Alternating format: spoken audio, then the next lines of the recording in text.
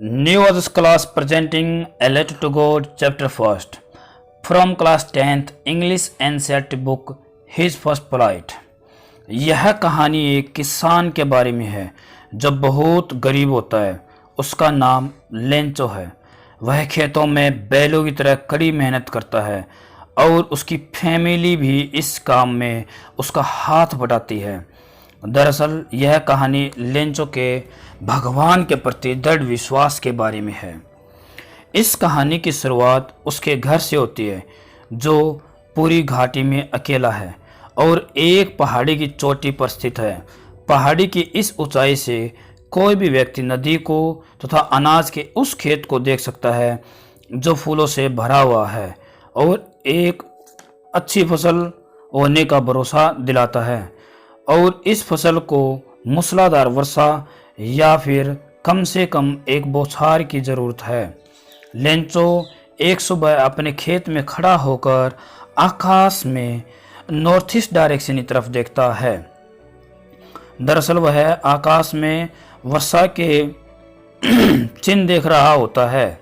अचानक उसे आकाश में बड़े बड़े बादल दिखाई देते हैं और वह अपनी पत्नी से बोलता है कि अब हमें सचमुच पानी प्राप्त होने जा रहा है।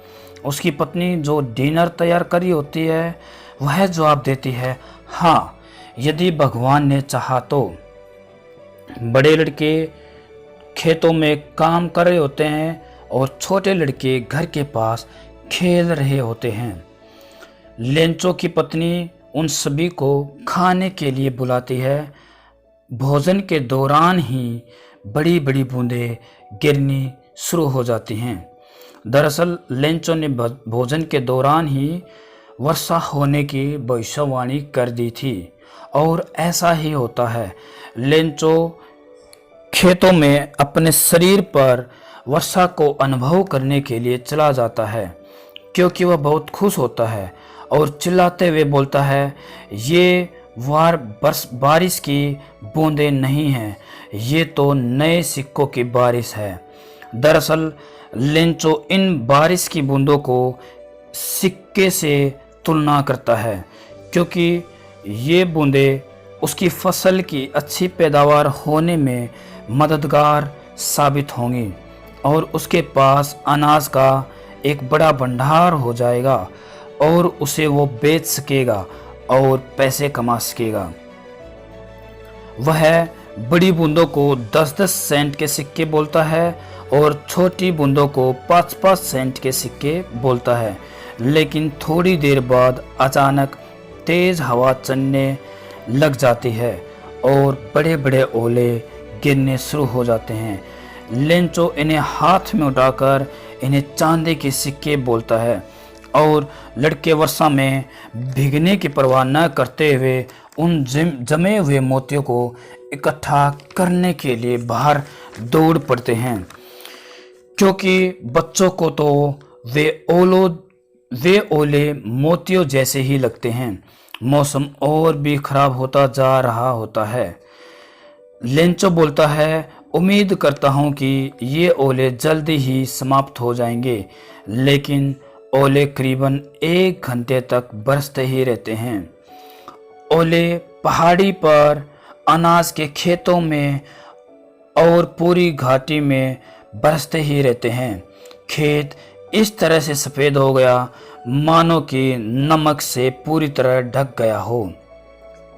पेड़ों पर एक पत्ता भी नहीं रहता और पौधों पर भी एक फूल भी नहीं रहता।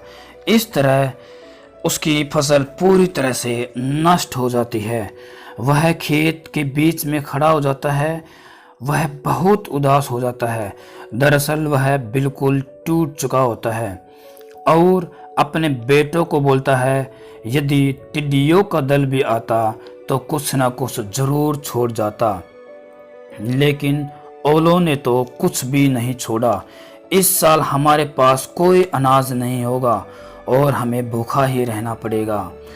यह रात लेंचो की और उसकी फैमिली के लिए चिंता भरी रात होती है। लेकिन लेंचो और उसकी फैमिली भगवान में गहरा विश्वास रखते हैं। उनकी एकमात्र उम्मीद बची होती है जो कि भगवान से सहायता की होती है। दरअसल लेंचो को भगवान बचपन से ही सिखाया गया होता है कि भगवान किसी को भी भूखा नहीं मरने देता। इसीलिए वह भगवान को पत्र लिखने के बारे में सोचता है। दरअसल वह खेतों में बैलों की तरह काम करता है, लेकिन फिर भी उसे लिखना आता है।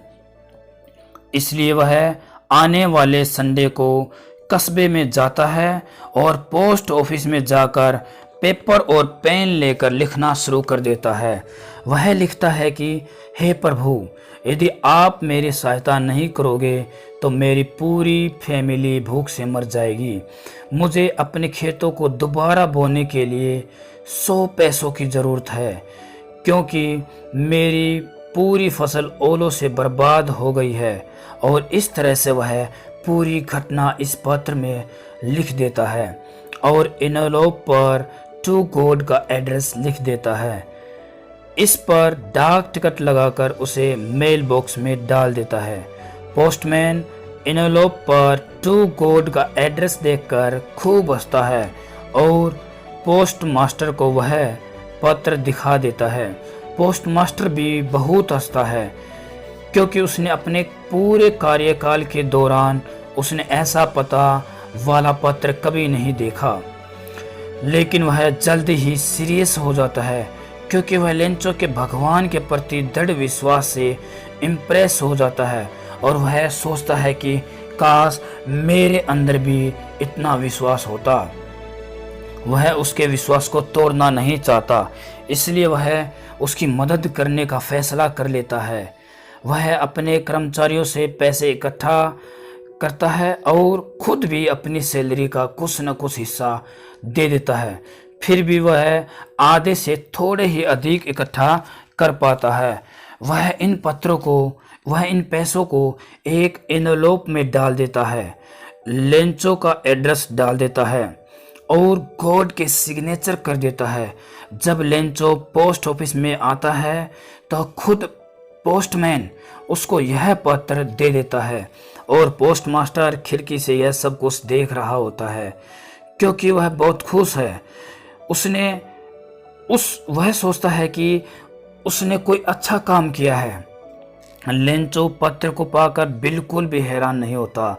पत्र खोलने से उसे पता चलता है, जैसे ही वह पैसे काउंट करता है, कि उसे केवल आधे से कुछ ही ज़्यादा पैसे मिले हैं।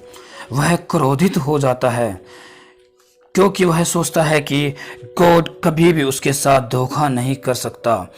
दरअसल उसे भगवान में गहरा विश्वास होता है, इसीलिए लेंचो दोबारा पत्र लिखना शुरू कर देता है।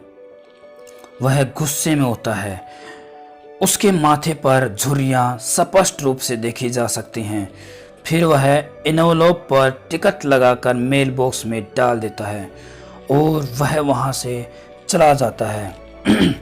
पोस्ट मास्टर इस पत्र को खोलने के लिए चल देता है, क्योंकि वह इस पत्र में क्या लिखा होगा यह जानने के लिए उत्सुक है। इस पत्र में लिखा होता है कि हे भगवान, जो मैंने पैसे मांगे थे उनमें से मेरे पास केवल 70 पैसे ही पहुँचे हैं। मुझे बाकी के पैसे भी भेज दीजिए, मुझे इनकी बड़ी ज़रूरत है। वह लिखता है कि don't send the money to me through the mail box because the post office employees are a bunch of crooks. इस तरह से यह कहानी ख़त्म हो जाती है। उम्मीद करते हैं कि आपको यह कहानी पसंद आएगी। अगर आपको यह वीडियो अच्छी लगी है तो आप हमारे YouTube चैनल को सब्सक्राइब करना ना भूलें।